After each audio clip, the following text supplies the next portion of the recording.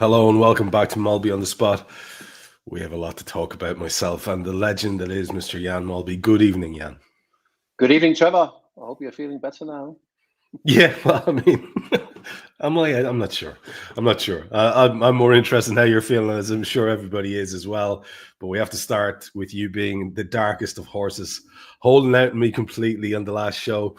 You know well I love a little bit of scandal or gossip. Not a mention of your acting and modeling debut. Well, probably not your model. I'm sure you've done a bit of modeling before, but absolutely the acting was what blew me away. Enjoyed the hell out of it. What was that like working with Robbie and the lads and putting all that together for Adidas? Yeah, the Bring Back campaign. I have to be honest, Trevor. I mean, I'm quite good at sidestepping a lot of these things. But when I got the request from the club and they sent me the script, I went, yeah. That seems like something that's real, and it'll be quite a big. And it was in the end. It was a massive big thing.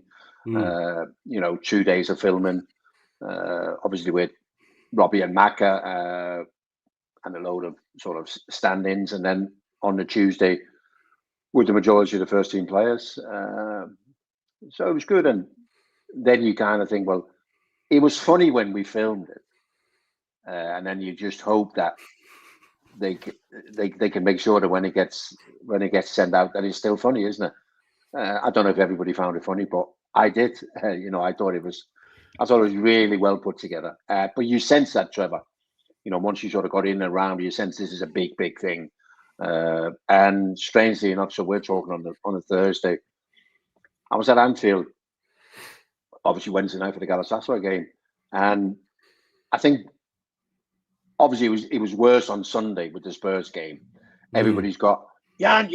Have you got your voucher? Jan? But yesterday, it was actually the Bring Back kit from 95, 96. That I saw outside. Wow. So many people wearing it. And the first thing I obviously thought is that because it's still the same in it with Carlsberg on the back as well, isn't it? So Carlsberg must obviously have a part to play in this campaign, is it? But yeah, I didn't know how it was going to be received. And of course on Sunday, which of course you wouldn't know, but I interviewed Robbie on the pitch prior to kickoff, and even he was. It takes a lot for Robbie to get excited. He went, people like that advert, don't they? I said, yeah, they certainly do. Yeah, absolutely. Him and his little mate working in the back of the shop, McManaman. I mean, it's such a fun concept, and I watch stuff like that, and there's an added sort of factor for me because I spent a lot of years acting and did a lot of work in films for a few years and stuff like that, and theater too, and so I have I'm kind of a antenna out for who's actually an actor and who's not. And this is what I wanted to say to you. I really loved your bit with him because you could tell, and this is probably why you like the script, because it was kind of what you had to do is just stand there and look like you were enjoying winding him up, which you probably were in real life anyway. And I thought it worked excellently well. I really did. I thought Robbie was good too. I have to say he had to carry a lot of it. I thought he did quite well. When you're stepping out of your comfort zone like that, Jan, it is a challenge. Absolutely, and it took a bit, and it took a bit before you're comfortable, because the majority of filming on a Tuesday, and once you got there, and you sense, this is quite a big thing. They had like 8 makeup stations, and they had 4 dresses, and clothes everywhere, and wherever you go, this is quite a big thing. So we better not make a mess of it. So it actually took a little bit of time before you just felt comfortable doing it. Even Robbie, who obviously needed to be, but he's got that, hasn't he? He's got that. He's like funny about him, isn't he, in a way that it's sort of in a sarcastic sort of way, isn't it? So it did work well, and I have to say to everyone that, and if it wouldn't have been the case, I'd have said so. I thought it turned out well, and the response has been terrific. It has. And last question, I'm not going to ask you about your voucher, but I am going to ask you, did you get any free clobber? Not as much as I would have liked to have. So So obviously, my family knew about the thing, and my wife instantly, you know what I mean? And don't forget, I said, yeah. And don't forget about the grandson. No, yeah. I'll do all that. But obviously, the clothes that I wore, I was stressed by them. Right. So the kind of only Adidas thing they gave me was a pair of training shoes, and they very kindly let me keep them. They also let me keep the clothes that I wore, but that was from another store. So no, but yes. Yeah. Because there's a voucher on the way.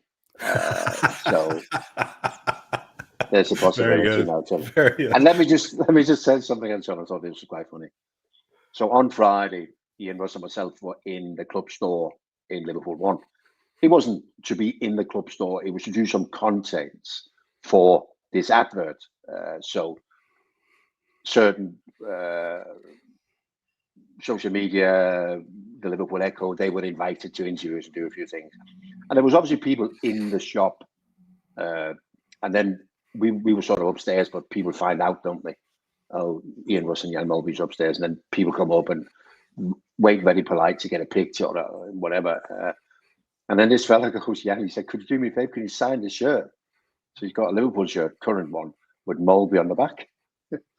So I went, oh, that's nice. He said, nice. Got 30% off, he said.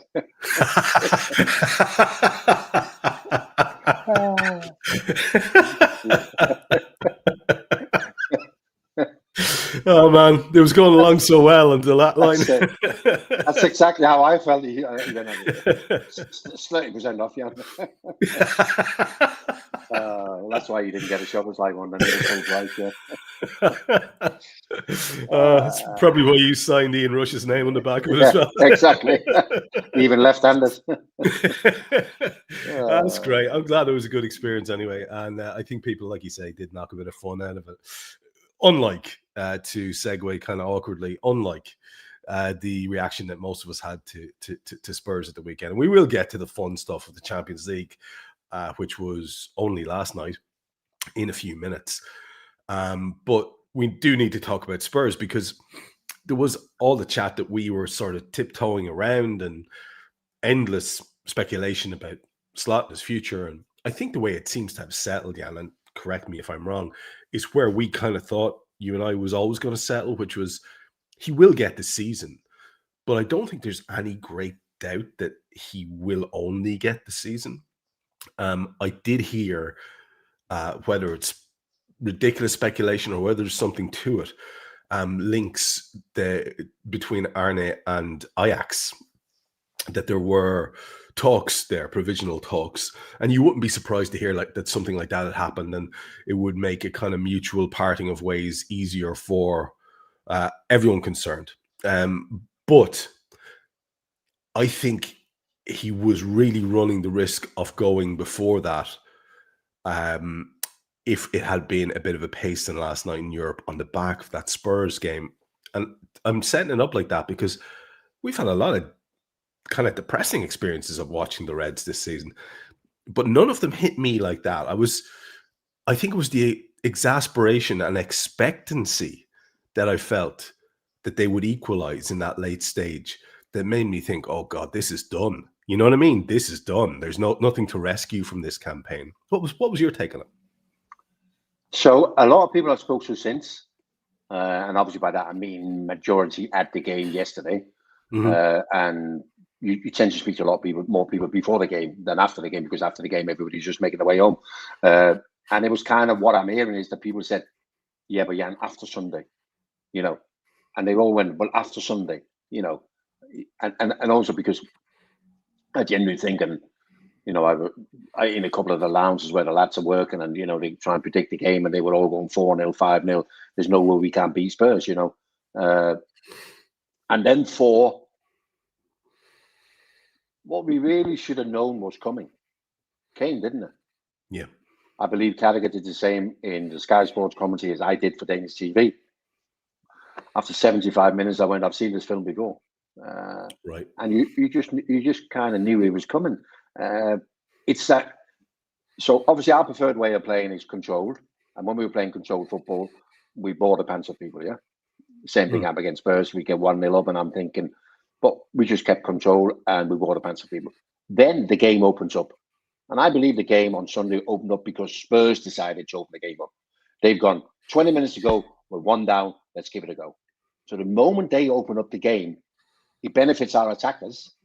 We had more chances in the last 20 minutes, but defensively we can't cope when the game is open.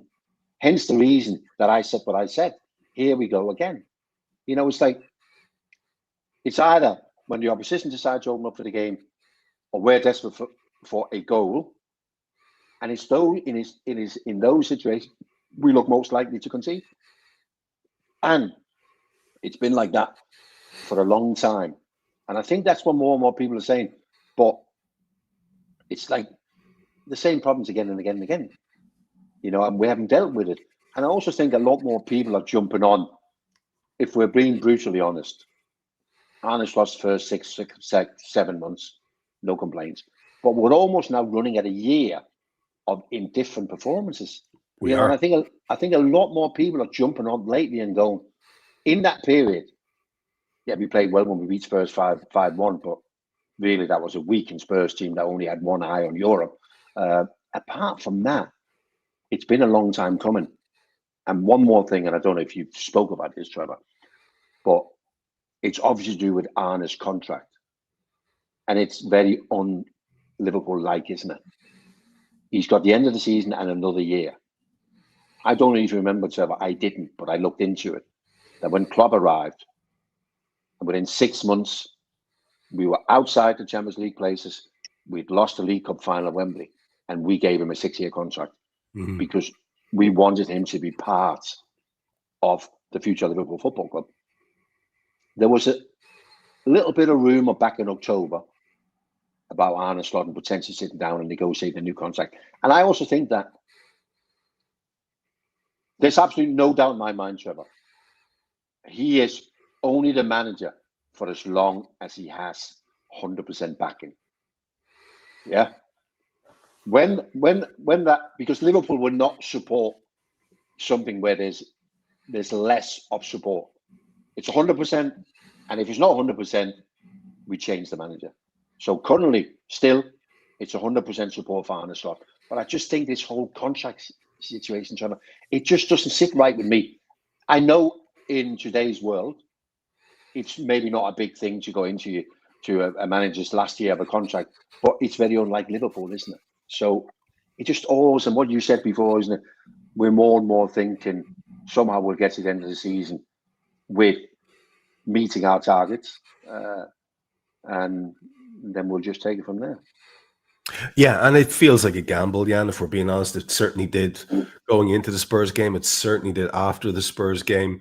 Increasingly, every press conference has Arne saying something that people can pull apart and if not ridicule, then get annoyed about. And of course, that's a lot of people who have specific agendas. They want someone else in. They wanted an interim. And again, I take no issue with anyone's opinions about that. I think it's a free-for-all. Everyone should have their take on it. But something you said there, I thought really resonated with me. I thought it was quite interesting about the 100% backing, because there is a sort of wrinkle here, isn't there, in terms of the Richard Hughes situation. And, you know, Richard Hughes's pick and appointment, and I don't know that he's necessarily Edwards' pick and appointment. And Richard Hughes is being linked very strongly with moves away, and it really wouldn't be in the least bit surprising, would it, if he took that jump to Al Hilal and all the money and control that will mean for him, where he can kind of flex his muscles. Because we have to be fair about Richard Hughes. People in their quickness to be angry are really disparaging about him, but he did a lot of good business for Liverpool, whether you like it or not, including hiring the guy who oversaw our 20th league title and all of the staff around him as well. So it is a complex picture, and it feels like the club are trying to possibly hold on to that little bit of dignity, see out the last days of Hughes and Slot maybe together. What do you think of that? Is that a bit far-fetched? Possibly. The Richard Hughes thing I find difficult how we're going to cope with that, because we have the experience last time when Michael Edwards left. and then we struggled to find somebody, and we ended up bringing Jörg Smatke in, and he did a little bit of a spell there. So that would be the one way I'm thinking, okay, if Richard Hughes goes, what do we do then? And do we have a guy ready to do the business that we need to do? Because we've discussed this often enough on here, Trev. We need to do business again in the summer. There's no two ways about it, isn't it? So I'm less thinking that I'm more thinking, sorry, that might not happen. But I'm only talking about next summer. I'm not talking beyond that. So I think the sort of decent thing would be, and Richard and Michael know each other well, don't, and he'd be big enough to say, listen, there's an opportunity. What do you think? 15, 16 months? I can work here while you get yourself a chance to get somebody else, and then I'll go and do what I might want to do out in Saudi Arabia. That might be a possibility, but this summer I would be amazed. Yeah, that's interesting. So in other words, your take is he is too vital, because he has actually been good at what he does, to let go. That's a really interesting take. Trevor, while we're on that, let's not forget, as much as he's still 100% back on the slot, they're also 100% sure that the players we sign in the summer are the right players. Yeah. Mm-hmm.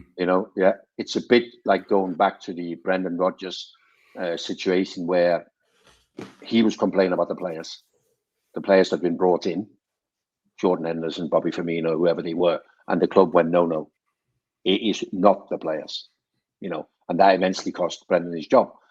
And I don't think Arne Slot had been to them and said, listen, I'm not happy with the players.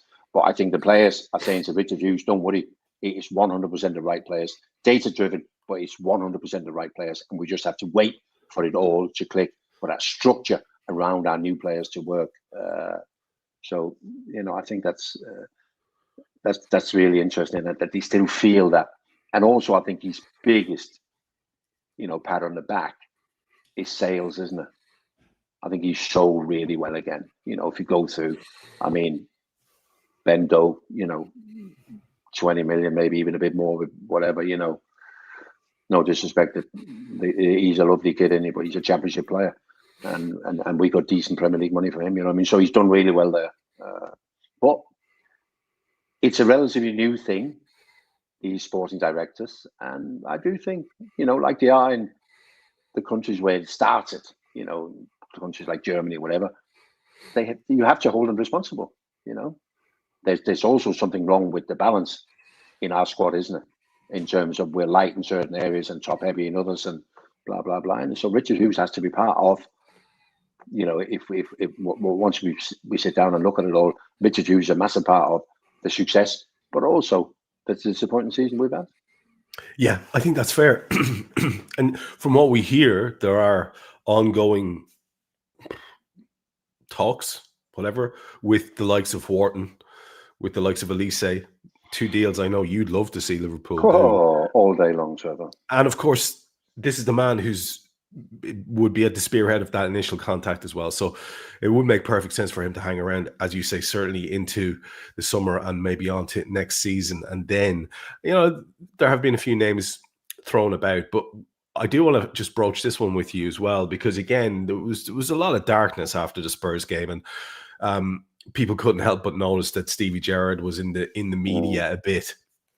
And of course, it was the handiest thing in the world. And listen, Jan, I, as a Liverpool fan, I can hold my hands up and say, look, we're kind of a sentimental lot, and a lot of Liverpool fans, like Newcastle fans almost in particular, have this sort of desire for a messiah figure, and Stevie would have fit the bill perfectly for the emotional response. And I could see myself at one stage, I was so fed up with what I was watching. I was thinking, well, what would be the harm? Because it looks like under Slot we're not going to get Champions League, blah, blah, blah. And that's what my thought process was. And just in a few short seconds, my brain went from, what if he does well? And then there's a clamour to keep him. And then we do keep him. And then it goes like it did for Kenny, where I was thinking, when Kenny came in for that emergency period and it went so well and it was such a galvanizing thing, it was such a lovely moment. I remember that summer thinking, oh, Jesus, no, don't do it. Don't do it, because I didn't want the man to have any tarnish on his legacy whatsoever at the club. And that ended up being a difficult season. And there were players bought that didn't seem to fit modern football as it was then, and a style of play that was kind of a throwback. And he was really struggling with the media. He was angry all the time. And I just thought, oh God, that it could go like that quite easily. You could see that Gerrard would have a galvanizing effect for a few matches as we try to drive towards something. And then, is he really a good enough manager to take Liverpool on in the league? And I love the lad, but I think the answer to that is no. So you talk about the emotional side of the game, and Liverpool fans are very good at hanging on to the past, which I appreciate. It's nice that people don't forget who you are and what you did for the club, and they're very good at that. But I never really thought that the club made emotional decisions. Springs to mind: Ian Russ, Robbie Fowler, Kenny Dalglish. Rushy came back from Italy. We brought Robbie back for the short spell. We brought Kenny back. But beyond that, we've always made decisions based on who we think is the right guy. Even when we brought back Graham Souness, that was not based on an emotional attachment to Graham Souness because he'd been there as a player. That was based on what he'd done as a player manager in Scotland, and we thought he could do the job. So what Liverpool are doing right now, Trevor, is what you expect them to do.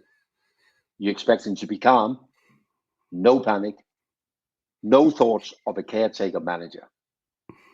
And it sometimes makes me think, do we need to do things that we don't expect Liverpool to do? Yeah. I.e., short-term solution. You can't deny that Man United are going to be in the Champions League next season because of what they did. Yep. Had they not done what they did, they won't be in the Champions League last year. My only problem, well, it's not my problem, it's their problem. But it more and more looks like Michael Carrick is going to be their permanent manager.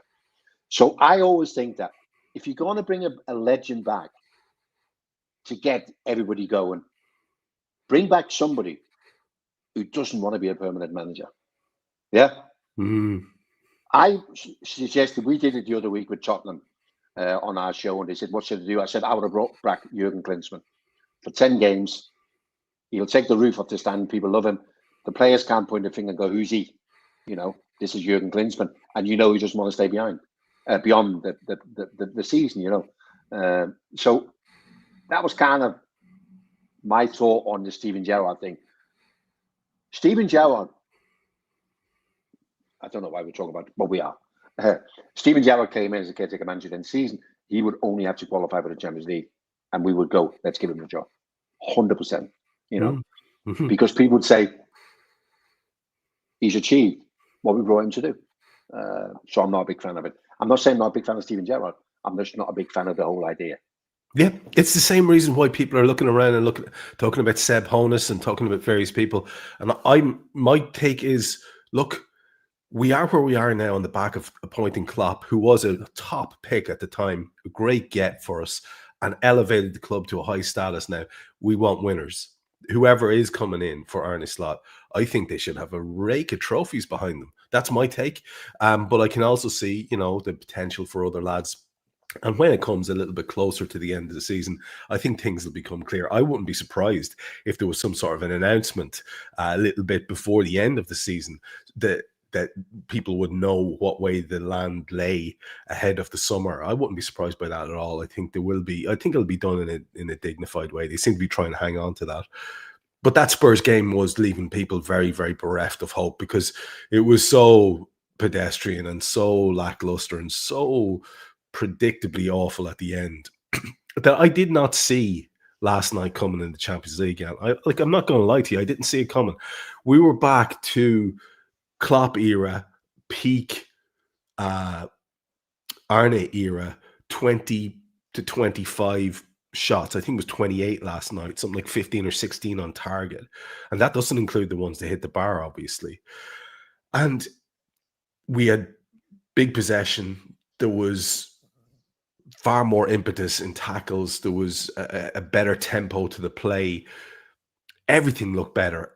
But also, Jan, the team that everyone's been screaming out for, play a right back at right back, play left back at left back, our two new signings, let them do what they do. Let's have our two best lads in the middle of the defence. Let's get the midfield back to the unit that won the league for us and was very successful. None of them is a six, but all of them compensate for each other by working well together as a unit and working hard. And then you have Mo Salah, who's our world-class striker or attacker on one side, not as wide as he had been. You've got Florian Wirtz coming from the left, not a winger, but just in that area. And then you've got Hugo Ekitike, who's very mobile. Now, Jan, I can see that. I live in a field in Ireland. It's not complicated. And apparently we could have played that team last night 15 separate times this year. Those players were available to play together. But he wants to play Cody Gakpo. He wants to do his thing. He wants the two boys as a double pivot in midfield with Wirtz ahead of them. And it just simply does not work. The starters, Trevor. That's what they're called. The ones you want to play. Yep. They're the starters, aren't they? So I thought we'd win last night. Based on, I think, the message that the manager and the squad got after Sunday, because there was a message sent, wasn't there, to them that we're not happy, you know. And I also thought that we would beat them because man for man we're better than them. I even think, you know, manager for manager we're better than them. They had no away fans. I thought we'd beat, without naming any names, but I spoke to somebody 35 minutes before kickoff from within the dressing room. And he said, "What do you think, Jan?" I said, "We'll win." He said, "Why?" I said, "I can't really give you a reason why. I just got a feeling we'll beat these." And he said, "I think the same." He said, "But I'm not sure it's going to be impressive." Now that's how they feel as well, isn't it? You know, from within. But in the end, it was great. Once the start with the intensity of the start. In fairness, you sensed a little bit before the players came out with the atmosphere that was building inside the stadium. Because I also thought the fans were a little bit peeved with Shoppers like coming out and saying what he did and whatever. They're going, "Okay, well, now we'll turn up on Wednesday, we'll support you, but you better perform," which they did. But once they came out with that intensity, and we didn't get a reward, did we? And then I'm thinking, where are we heading now? Because we've seen this before, Nottingham Forest being the perfect example, where we also played well for 20-odd minutes before we fell apart because we didn't get that goal. And I'm just starting to think, what happens here if we don't get a goal? Can we maintain this? But we got the goal at the right time. And yeah, it was ridiculously one-sided. I believe that when we lost 1-0 out in Turkey the other week, they went absolutely mental in the dressing room, which was noted by all accounts by a couple of our players who sort of went, "We'll see you next week." But I wouldn't be surprised if they celebrated again last night, Galatasaray, only getting beat 4-0. Because it was one of them, wasn't it? They could have done a Besiktas, who got beat 8. You know, at least they haven't got that on their CV because it was very one-sided. So the only complaint I've really got is Mo's penalty. Them penalties piss me off, Trevor. Just fucking take him as you mean it. You know, no, like these. His was like an instep Panenka, wasn't it? Yeah, that completely failed. It was a flat Panenka. We had Brahim Diaz in the AFCON. We had the Brentford guy the other week in the FA Cup against West Ham. All Panenkas, and I'm thinking of Mo here. Is he thinking that this goal will be? I'll now be the first African to score 50 goals in European football, yeah? Does he think I want to make it memorable, you know, by people going, and this is how cool he is? He Panenka it, yeah? But it was a mess. So that's the only thing, Trevor. And I just struggle to let things like that go. Because I'm going, there was no need. We were only winning 1-0. Fucking take the penalty like you mean it. Put it in the back of the net. I think he was on 10 consecutive penalties scored. You know what I mean? Just do what you normally do. What was that all about? So, but apart from that, and then to be fair, I think Mo's probably gone in at half time and he's gone, and then he's had that second half, and he, a barnstorming second half, isn't it? So that's my only complaint, Trevor. And then to be fair, we had a couple of unfortunate injuries, didn't we, to the Galatasaray players? I think we should mention that. Who at the time we didn't know how serious it was, with Osimhen who broke his arm, and the other fellow with the finger getting stuck in the advertising board, which looked a horrendous injury, to be fair. How that's possible, I don't know. I don't think it's a Liverpool fault. I think it's to do with UEFA, who take over the ground, and it's their responsibility, isn't it? But yeah, horrendous. But yeah, so just a penalty, Trevor. That's all. The rest, was really, really impressive. Whether that makes me think that we can do that again on Saturday, I'm not so sure. Yeah, well, we will get to that. Don't worry. That Noah Lang injury, I believe there's some sort of legal action coming from Galatasaray. I'm not sure who it's directed at, but that's something I read today around that one. And the Osimhen one was just weird. It was like he couldn't convince himself how hurt he was. And he sort of lumbered around. And somebody mentioned actually on the commentary I was watching last night, I think it was Efan Okoku, who was the co-commentator. And he said something about how Osimhen has a very slight frame. And I thought, Osimhen's a unit. And then I actually looked at him. He's actually very slender. And so probably is more open to damage like that. I think it was a knee in the arm or whatever. So yeah, they were obviously factors for them. I think we'd have won convincingly regardless. And Mo missed a couple of sitters as well as the penalty. But I'm glad you brought it up because I wanted to go there with you. You obviously have shares in this in a way that most humans don't, with your own personal penalty record for the club. And we've often spoken about different aspects of penalty taken on this show. But we've actually both spoken about Mo's run up and how it winds us up anyway. It's bad enough anyway, that sideways run up and the curving thing. And he always ends up blasting it, which is probably the main reason that most of them go in. So that's fine, and put that to one side. But the Panenka thing is really interesting to me. And I brought it up in the show on Raw immediately afterwards. I was trying to get out of the lads what they thought. And you're a guy who's struck so many of them. Does the Panenka only occur when the player is convinced that he has seen movement? Because to me, that's the only way that makes any sense. Otherwise, you're completely taking a chance that the keeper won't just stand there or flick a leg out like the lad did last night. So just help me understand that. Like the original one, was that a guy who's so cool that he's waiting for? We used to hear this all the time, more so in the 80s and 90s. You wait and see which way the keeper's going. You just knock it the other way. Because keepers used to commit early. They've been less and less so. So is that what the idea behind a Panenka is? So obviously the first Panenka that, I don't know if it was the first Panenka, but it's the first Panenka we remember, which was 1976, which is a long, long time ago, isn't it? And there's no doubt in my mind that he would have no prior knowledge of the goalkeeper's face and that his movement, because we didn't have that in our day. So he's gone early, and he's just chipped him, yeah. But if you look at Panenkas, I reckon there's 25, 30% of Panenkas where you can't defend the taker by saying he's seen the goalkeeper move. Because that's the West Ham one last week, the goalkeeper just stood as he chipped it into his arms and looked at me going, "Are you taking the piss?" So I think Mo would have had a really good knowledge of what this goalkeeper does. Yeah. So the goalkeeper we played last night, and I saw he did really well. Without him, it could have been easy. But he's like, sounds funny, but he's a diver, isn't he? I think Mo knows that this goalkeeper is a diver. He's going to take a chance. He's going to go early, and I'll just lift it through the middle. So I don't think Mo's seen any movement. I think Mo decided, I'm going to do a Panenka. Yeah. But I do believe that a lot of Panenkas, they would have seen the goalkeeper, he's gone, and I'll just make it a little bit more cheeky. And then there's the ones where the goalkeeper just stands and just laughs at the play. Got you. Yeah, I just think it's such a crazy thing to do. I agree with you entirely. Trevor, let me tell you a story. I was player manager at Swansea, 96 or 97. Cup game against Wickham. We get to a penalty shootout. Now I'm on the pitch because I'm player manager. So I go, penalty takers, bang, bang, bang, bang, bang. This young kid plays for Welsh under 21, 19 years of age. And he comes over to me and he goes, "Gaffer," he said, "Do you mind if I do a Panenka?"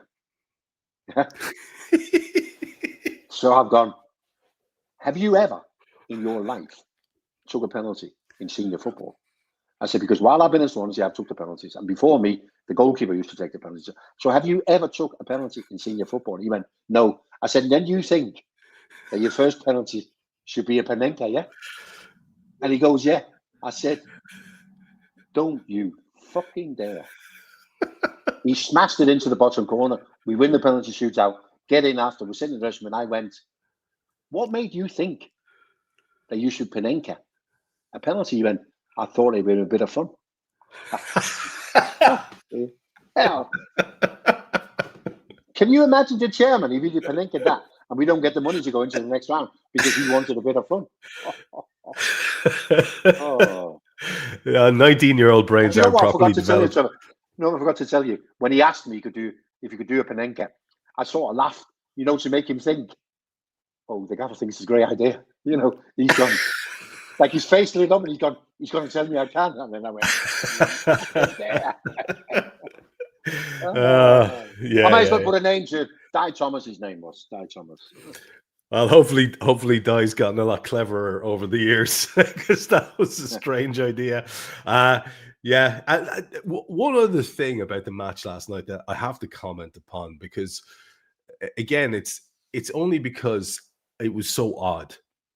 We're watching a match, and obviously, like every coverage, they spend a lot of time just surveying the manager's expressions and stuff. And we're used to Slot in his usual way.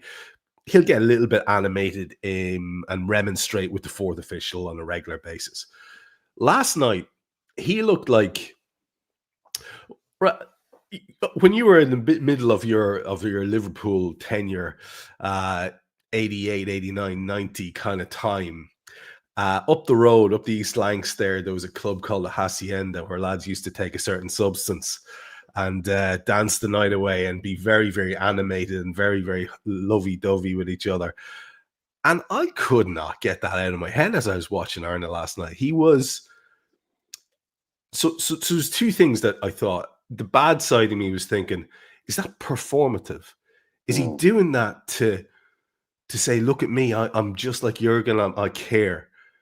And then I put that out of my head straight away because I don't want to have thoughts like that about anyone. And then I thought, has he just actually relaxed now? Maybe that decision's been taken out of his hands, the decision's made, and now he's just like, he's a different dude. I don't know. What was your take on it? Because it was so unusual. Yeah, it was very unusual. And I never really thought beyond what I just saw. And in commentary, I said exactly probably how you feel. Wow. It's like watching Klopp. It's just almost as if Klopp is back. And also the team played as if Klopp was back.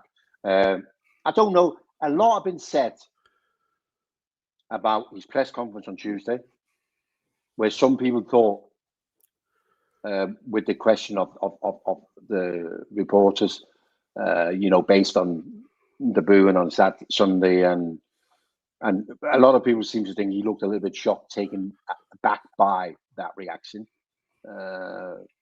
And maybe this was just him sort of, I don't know, fighting back in a way that, as you know, when you're a football manager, Trevor,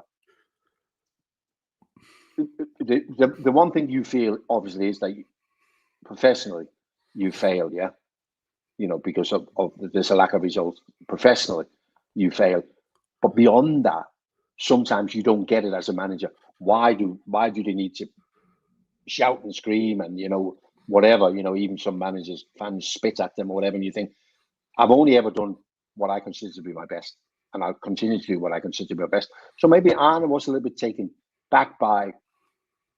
I couldn't work out what Sunday was about, Trevor. The booing. What did we boo? Did we boo the performance? Did we boo the season? Did we boo the manager? Did we send a message to the board? I'm not 100% sure what we did boo in the end.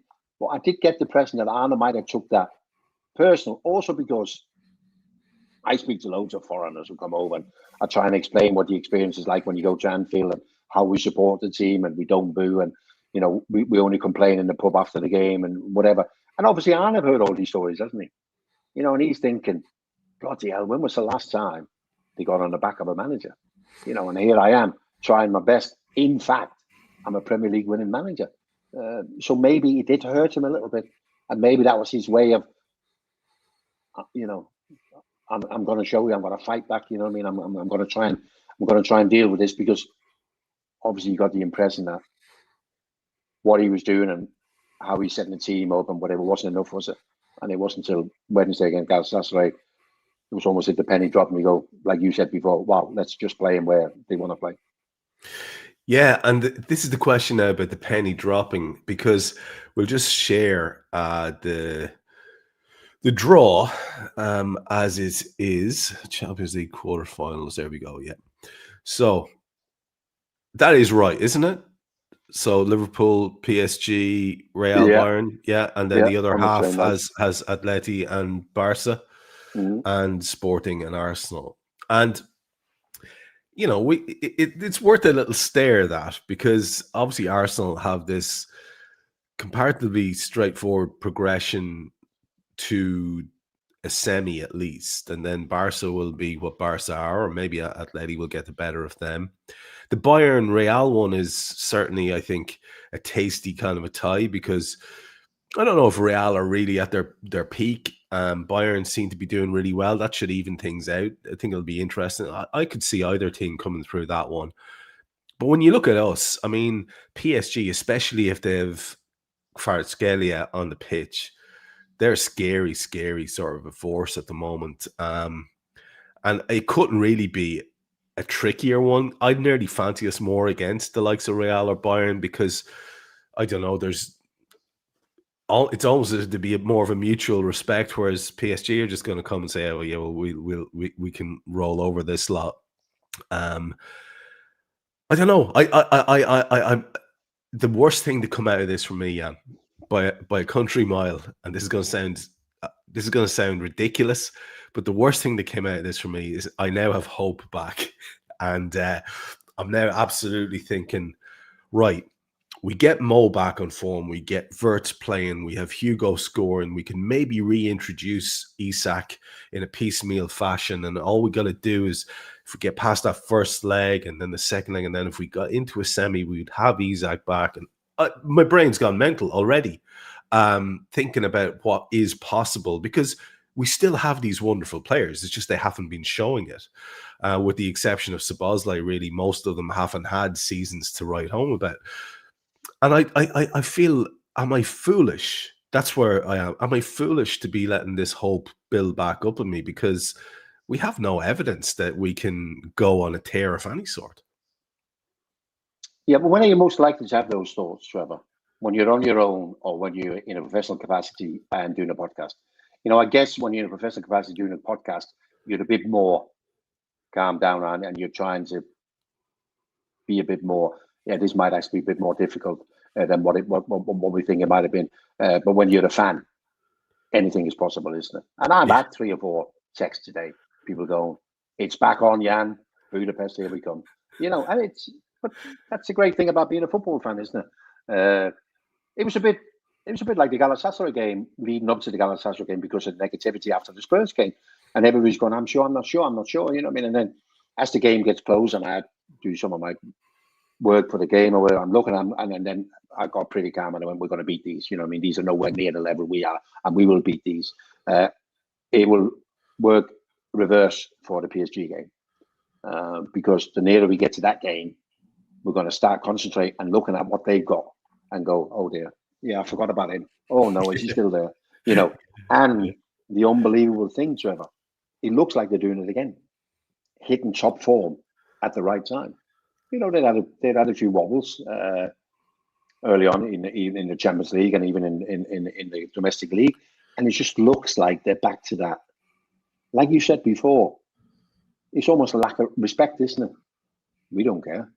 Stamford Bridge will roll you over 3-0, 8-2 on aggregate. It's like they're back in that, aren't they? And that's a big worry.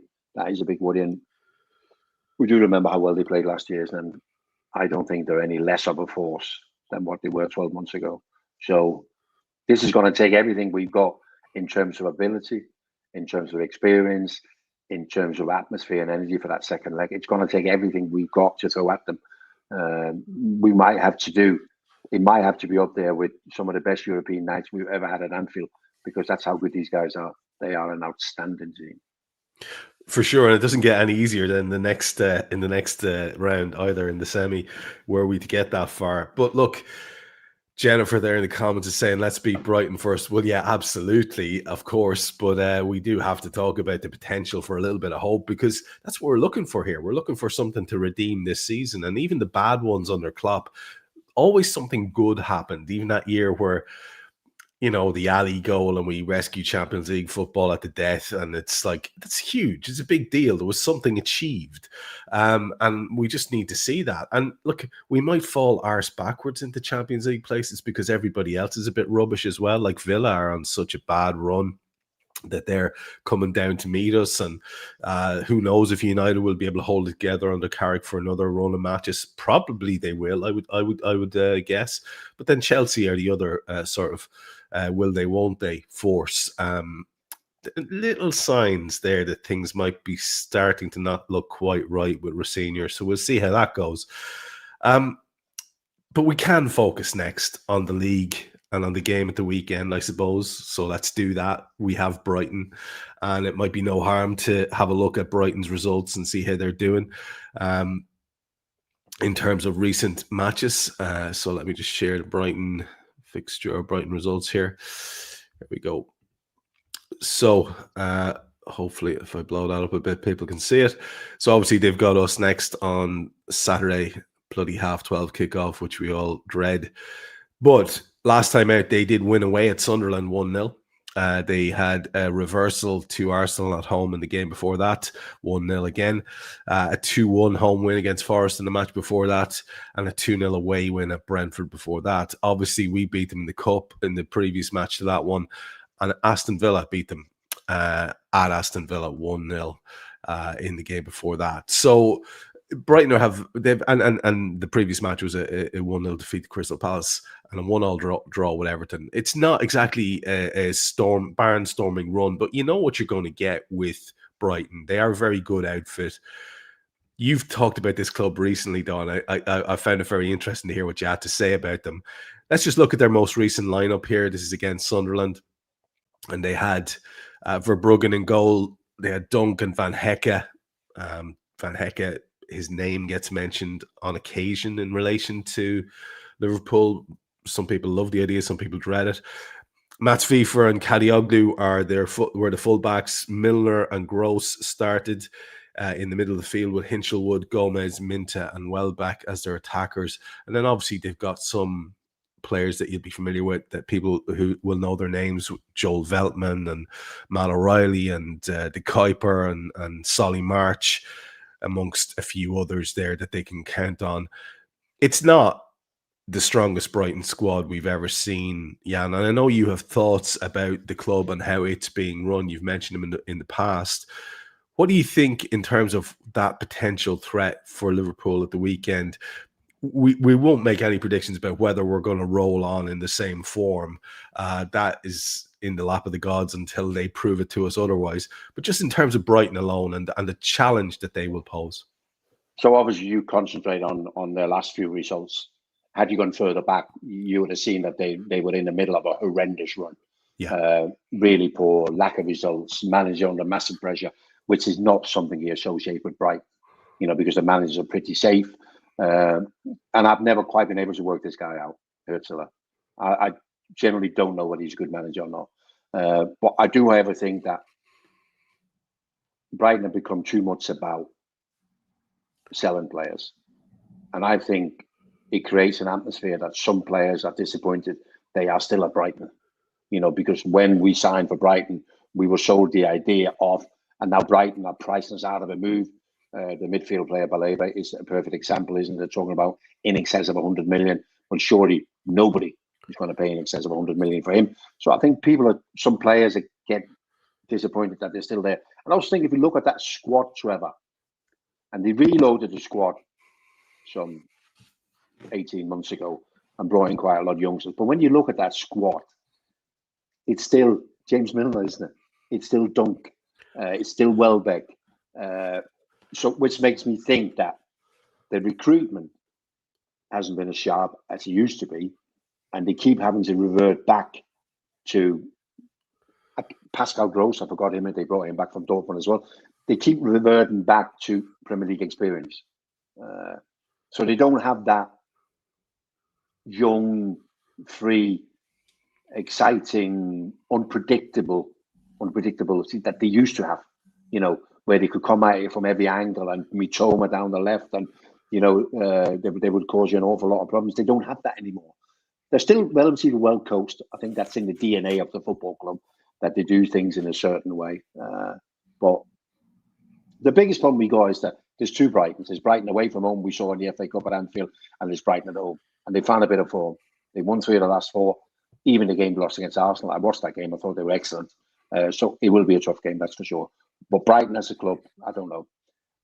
We always compare Brighton and Brentford because they tend to do things in a similar way. And I think Brentford have overtook them, probably with a smaller budget for buying players and a smaller budget for wages. But I think they've been better at doing what Brighton used to be the maestros at. Yeah. I meant to mention it earlier on. I'm just going to throw it in now. It's a bit from the side before we go to talk about Liverpool. Watching how I meant to mention it in the Champions League part. Watching how City have exited the competition and their recent league fixtures, and people are talking about Haaland, the drop off in form. Would you have any doubt now as to where the league championship is going to end up? Does it seem a foregone conclusion to you now? Or do you think Arsenal still have a potential to Arsenal it and at the last minute and fall away? Would you have any faith in City's potential to challenge? And off the back of that, if they do end up trophyless, obviously they're still in the FA Cup and we play them. If they do end up trophyless, do you see Guardiola just out of pride hanging around for another season? Because otherwise I would imagine it would be very tempting for him to sever the ties. I think Guardiola's exit depends on one thing and one thing only, and that's his mind. I'm staying, I'm going. I don't think in any way, shape or form it'll be result related or lack of trophies. And I don't think he would look at it and go, I haven't won a trophy, I'm out of here. I think it's all to do with his mind and how he's probably planned his future. Now, in terms of the Premier League title, so I look at Arsenal's fixtures and I still think, they got to play Newcastle at home. They got to go to Manchester City. They even got to go to West Ham. And some of these games I go, I'm not 100% sure. When it was Liverpool and City at it for 3 or 4 seasons, you kind of knew every weekend, doesn't matter who you play, they win. Yeah. And they just go on to finish with 97 and 96 points or whatever. I'm not 100% sure. But having said all that, Trevor, then when you look at Arsenal's record this season, and I don't know how many games they played 40, it's 46, 47, 48, around that amount of games. And they've only lost 3 all season, So Arsenal don't lose, do they? The 3 games they've lost is by the odd goal to Liverpool, the odd goal to Villa, the odd goal to Manchester United. I mean, they haven't lost a game by 2 goals this season. So Arsenal are very, very difficult to beat. And I can't see City being foot perfect. Absolutely not. And I don't know. Pep has an unbelievable ability to be childish. And by that, I mean, he will probably look at it now and think, we might not be able to win the Premier League. So he will just play weakened teams, and he'll put all his eggs in the basket of the one trophy he can win, which is bad news for Liverpool, which is the FA Cup, isn't it? So if I thought the City could win the remainder of 8 games, well, I don't think they can. And I just think Arsenal, their ability to make sure that they stay unbeaten, no, I can't see it. I can't see it at all. No, I'd be in agreement. I totally follow your logic there. Just getting back to the weekend game against Brighton, then from a Liverpool perspective, like we've said, there's no point in talking about will they be able to keep this form up. They just have to go and prove it. But it's inherently linked, isn't it, to something you brought up earlier on and the idea of the starters. And, it feels mean almost to focus on the fact that Cody Gakpo is likely to come back into the team. And it's not to scapegoat Cody, but that throws everything else off in terms of where Wirtz plays and all the rest of it. So I'm wondering, do you have any belief that will change now? Because we've talked to you and I before about the stubborn streak in Arne Slot. And he has changed it up in European competitions. He has played Wirtz more in that position in the Champions League. So maybe that for him was just like, well, that's what I do here in this competition. But back to the Premier League, I need old Cody in situ, and I need my defensive absentee in the number 10 position. I don't know. What's your gut feeling how it goes in terms of selection? If it's a home game, it's copy and paste, isn't it? There's absolutely no doubt in my mind. But it's an away game. It's an away game. Right. So instantly I'm thinking, does Frimpong play as a right back in an away game? Yeah. I think ideally they would want to avoid that. So that makes me think. Joe Gomez apparently didn't train Tuesday, but he was fit enough to be on the bench. And this is obviously the last game before we play City in the FA Cup. So there's a bit of a rest. He doesn't have to worry about international football. So that would be one thing. And also, Florian Wirtz is quite a big thing. And I mean, we were quite successful with Florian Wirtz vacating that left spot and then getting Ekiteke out there with his pace. And we actually attacked down the flanks with a lot of pace, didn't we? So it would be very unusual if we didn't see at least one, maybe two changes. And honestly, and I don't believe it's because Cody Gakpo is Dutch, but he is a fan. You know, honestly, is a big fan of Cody Gakpo and probably what he's capable of giving him in terms of information and trusting him to be able to carry out a tactical order. But I would like us to, with Liverpool, you know, home or away, we just worry about what we've got. And if the other opposition is good enough to compete with us, then we'll just have to be a little bit better. And so I would very much like a copy and paste and let's just go with the same again. It seems almost ridiculous, doesn't it, Trevor, that we've achieved what we achieved Wednesday.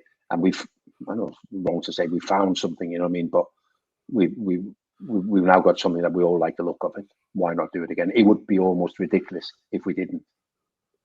It would be almost ridiculous if we didn't, and yet we both seem to think that the ridiculous will happen and occur. And yeah, it's interesting too. It's hardly any coincidence, Jan, that we saw possibly Gravenberch's best display in months, where he wasn't one of the two only midfielders, and he wasn't necessarily as involved in the play all the time, and we weren't watching him. Was he doing sideways passes or backways passes? Dom Szoboszlai's in there as well, and that unit, we know it works. It's a shared responsibility midfield. Why would you not keep that together? Let's forget altogether about Cody Gakpo. Just talk about that midfield. It's the midfield that won the league. I fail to see why you would be so stubborn as to not do that. But anyway, we will see. Of course, we come to the point of the show then when we ask you how you think it's going to go. Only one to talk about this week in the Brighton game, because it is a full week, like you say, until City. So in terms of that Brighton match, how do you feel it's going to go for Liverpool? Do you think we've ever scored 4 goals at Anfield, Trevor, in a game? 4 different goal scorers, and all goals were scored with the left foot, and 3 of the goal scorers were right-footed. It's all 4 goals were scored by the left foot, yeah. Nice. And 3 of them by right-footers. Dom, nice. Obviously, Ryan, and who scored the last one? Tidy hits. Hugo Tidy hits as well. Yeah. All with the left foot. 4 different goal scorers, all scored with the left foot, and 3 of them are right-footed. It was just a nice little, Trevor. That's a nice little because I saw somewhere, where the goals flashed up quick, bang, bang, bang, and I went, oh wow, they've all scored with the left foot. Very unusual. Brighton, we're going to win, Trevor. We are going to win. Also because we know we got to win, haven't we? And also we know that there's a long time before we play the next Premier League game, so we need that feel-good factor back in our Premier League season as well, isn't it?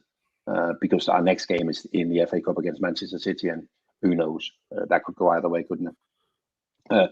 I do like Brighton. I mean, you mentioned before Van der Hecker. I think he's a really good player. Playing the back there with Dunk. They do play a high line. They're pretty ambitious in the way that they play. It's going to be tough, but we'll beat them. They'll score. I think they'll score. So Brighton 1, Liverpool 2. That's really about all I've got to add. So I don't know what else to say. We've spoken a lot about Brighton. I sort of think they're okay, but they're not what Brighton want to be. They're not progressive. They're just okay. And I think they'll give us a tough game, but I think we'll get there in the end. Brighton 1, Liverpool 2. That sounds about right, Trevor, doesn't it? Come on. It does sound about right, man. It does sound about right. Yeah. You can't even talk about the opposition these days because it doesn't seem to matter. It's just about what Liverpool turns up. That would be enough. We would be enough. Yeah, if we turned up, we would be enough. Yeah, we would Yep. win the game. We know that. Yep. You know, that used to be the way, man. That used to be the way. As ever, thanks for going around the house with me. I've decided I'm going to write a little script, and we'll do it. We'll do a little scene next week. This could be good. There could be a future in this. I think it's got legs. But as ever, thanks for fielding all the questions, and we do appreciate it. Wonderful, Trevor. Thank you. And we will be back with you next week, Jan and I, to talk about how the Brighton game went and to look ahead to the City game in the Cup. At least we probably will. And we'll look forward to it, as we always do. So until then, good luck.